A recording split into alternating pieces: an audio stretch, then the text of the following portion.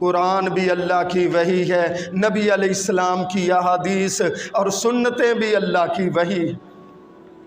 آئیے ہمارے پیغمبر صلی اللہ علیہ وسلم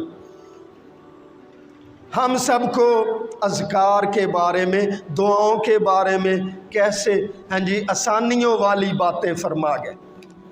فرمایا کوئی بندہ شام والی رات والے کوئی اذکار نہیں کر سکا، اسی طرح سو گیا۔ مسلم شریف کے اندر حضرت عمر رضی اللہ تعالیٰ عنہ بیان کرتے، کسی نے شام کو اللہم اجرنی من النار پڑھنی تھی 7 مرتبہ،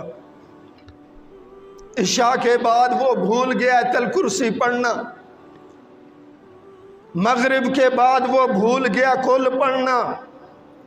نبی علیہ السلام بستر پر لیٹتے ہوئے سورہ ناس 3 مرتبہ، سورہ فلق 3 مرتبہ، قل هو اللہ احد 3 مرتبہ پڑھ کے 3 مرتبہ پڑھ کے اس طرح 3 مرتبہ اپنے جسم پر پھونک مار کے ہاتھ پھیرتے تھے۔ جلدی جلدی آیا، لیٹ گیا، سو گیا، یہ پڑھنے تھے وہ نہ پڑھ سکا۔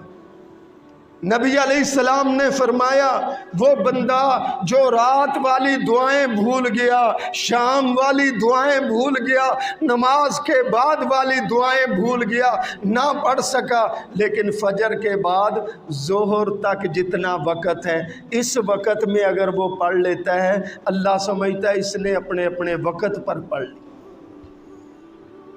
اللہ کتنا مہربان ہے۔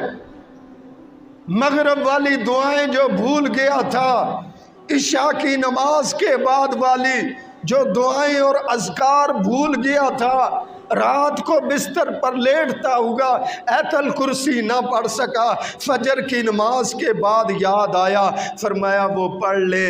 فرمایا اللہ نے اتنی آسانی کر دی، فجر سے لے کر ظہر تک جتنا وقت ہے وہ کل والے سارے اپنے اذکار اپنی دعائیں پڑھ لے، رب سمجھتا ہے اس نے اپنے اپنے وقت میں وہ دعائیں پڑھ لی۔